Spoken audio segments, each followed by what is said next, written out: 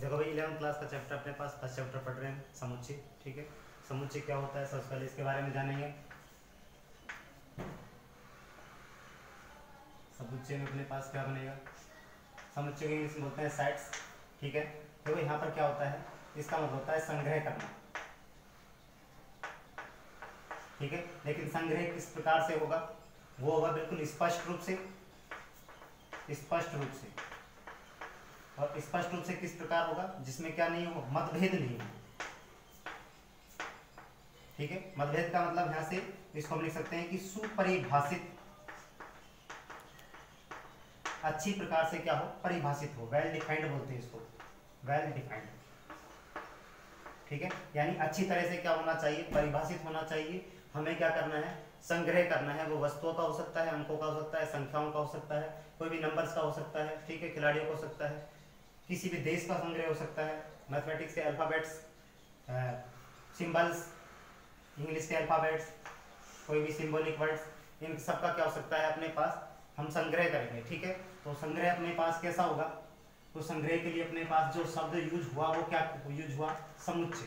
ठीक है, और इसका हमें क्या करना है, सेट करना है। अब सेट्स में हमें इसकी जरूरत क्यों पड़ी, इसकी जरूरत इसलिए पड़ी कि जब भी अपने पास हम कुछ अंकों को लिख रहे हैं 1 2 3 जैसे 4 5 जो भी पार्ट हम लिख रहे हैं, इसको हम अगर पूरी तरह से नहीं लिख पाए, या हम इसको बहुत बड़ा पार्ट बन रहा है, बहुत तरीके से लिखा जा सकता है, तो इनको लिखने का जो एक तरीका बनाया गया, वो तरीका अपने पास क्या कहलाया, समुच्चय कहलाया। इनको समूह के अंतर्गत डाला गया। ठीक है, तो इसको हम क्या कर रहे हैं, ये अपने पास क्या है, संग्रह करना होता है। स्पष्ट रूप से कर सकते हैं, जो भी मतभेद नहीं होना चाहिए। ठीक है, वो अच्छी तरह से क्या होना चाहिए, डिफाइन होना चाहिए। ठीक है, तो यहाँ से अपने पास समुच्चय को हम किस प्रकार से लिख रहे हैं, देखो भाई, समुच्चय को जब भी हम लिखते हैं, समुच्चय को लिखने का जो तरीका होता है, समुच्चय को लिखने का तरीका, इसको हमेशा हम क्या करते हैं, कैपिटल लेटर में लिखते हैं, कैपिटल A B C, इसी प्रकार से X Y और Z। ठीक है, यानी अंग्रेजी वर्णमाला के अपने पास जो बड़े अक्षर हैं उनसे इसको क्या लिखा जाता है, समुच्चय को लिखा जाता है। और अगर हम बात करें कि समुच्चय का जो निर्माण होता है, समुच्चय का क्या होता है, निर्माण, उसको हम कैसे लिखेंगे, समुच्चय के निर्माण को हम छोटे अक्षरों से लिखते हैं, यानी A B C और ये X Y और Z। ठीक है, यानी इस प्रकार से इसको क्या कहा जाता है, समुच्चय का जो निर्माण करेंगे वो हम उसके छोटे अक्षरों से लिखा जाता है, और समुच्चय को लिखने के लिए ABC का यूज किया जाता है। मान लो कि अपने पास किसी समुच्चय में कोई समुच्चय A है और उसमें क्या है, X अवयव है, तो उसको हम लिखते हैं कि X बिलोंग्स टू A। देखो यहां से अपने पास यहां एक वर्ड यूज हुआ है। ठीक है, इसको बोलते हैं बिलोंग्स टू। बिलोंग्स टू का मतलब है अवयव है, बिलोंग्स टू अवयव है। ठीक है, अगर मान लो कि समुच्चय A में X अवयव नहीं है, X अवयव नहीं है, तब इसको हम ऐसा लिख सकते हैं कि X it does not belongs to A। ठीक है, यानी A समुच्चय का X कोई अवयव नहीं है। ठीक है, इसी प्रकार से इसके हम सिंबल्स भी लिखते हैं कि इनको लिखने के तरीके कैसे कैसे होते हैं। देखो भाई, देखो यहां से हमने पास अगर हम वीक के टाइप से देखें तो इसके कुछ संकेत हैं। ठीक है, सिंबॉलिक, सिंबॉलिक कैसे बनते हैं, इसको हम लिखते हैं और इंग्लिश में, या इसको बोलते हैं या। ठीक है, ये होता है अपने पास कैपिटल A की तरह होता है, इसको बोलते हैं एंड, और इसका मतलब होता है और। ठीक है, इसी प्रकार से बिलोंग्स टू, जिसका मतलब क्या होता है, अवयव है, बिलोंग्स टू अवयव है, और इसको हम तिरछा काट देते हैं तो ये हो जाता है does not belongs to, does not belongs to, जिसका मतलब क्या है, अवयव नहीं है। ये कुछ इसके सिंबल हैं। ठीक है, इसी प्रकार से अपने पास इस सिंबल को हम आगे पढ़ेंगे, और बाकी बहुत सारे सिंबल से अपने पास जिसको हम पढ़ने वाले हैं। ठीक है, तो देखो यहाँ से अपने पास हमने देखा कि समुच्चय को लिखने के लिए बड़े अक्षरों का कैपिटल लेटर यूज किया जाता है इंग्लिश में, और छोटे अक्षरों के लिए हम उसके एलिमेंट्स हैं, अवयवों को लिखने के लिए छोटे अक्षरों का यूज करते हैं। इसी प्रकार से अगर हम देखें तो यहाँ पर अपने पास समुच्चय को एक सिंबॉलिक अर्थ दिया जाएगा, जिसमें अपने पास सबसे पहले बात आती है उनके सेट की, यानी हम कह सकते हैं सभी वास्तविक संख्याओं का समुच्चय हो जाता है।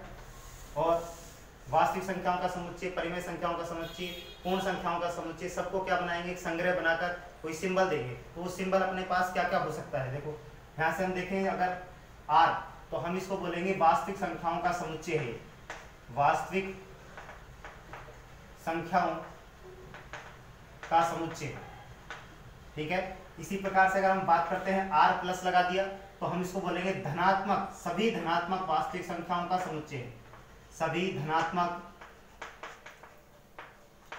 वास्तविक संख्याओं का समुच्चय, ठीक है। अगर हमने लगा दिया आर माइनस तो इसका मतलब है सभी ऋणात्मक वास्तविक संख्याओं का समुच्चय,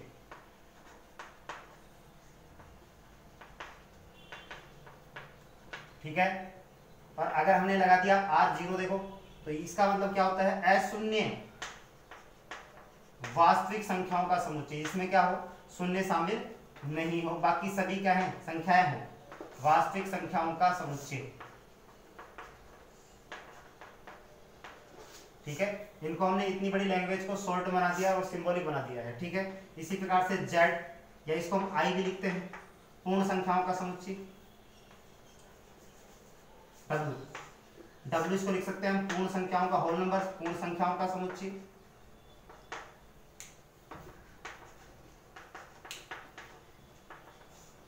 पूर्ण संख्याओं का समुच्चय।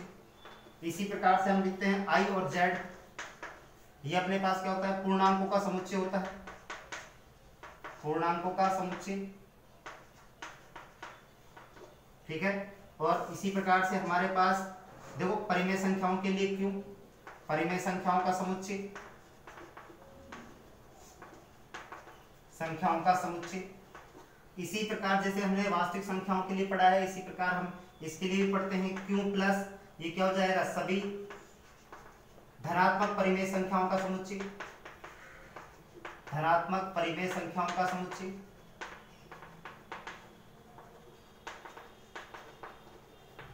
ठीक है।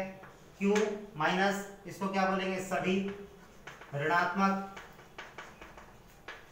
परिमेय संख्याओं का समुच्चय,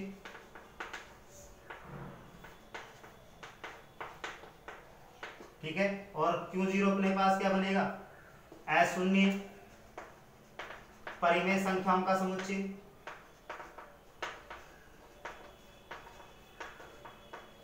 ठीक है। इसी प्रकार से इसको सिंबल दिया गया है, ठीक है। इनको हमने क्या करते हैं, इतनी बड़ी लैंग्वेज को शॉर्ट में लिख दिया, जिसको हम आर बोलेंगे तो इसका मतलब वास्तविक संख्याओं का समुच्चय होगा, जिसमें सभी क्या होंगे, रियल नंबर होंगे।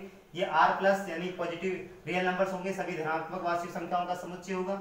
आर माइनस का मतलब है सभी ऋणात्मक वास्तविक संख्याओं का समुच्चय होगा। आर जीरो का मतलब है कि वास्तविक संख्याओं के समुच्चय में जीरो को हटा दो, बाकी सभी संख्याएं शामिल हैं।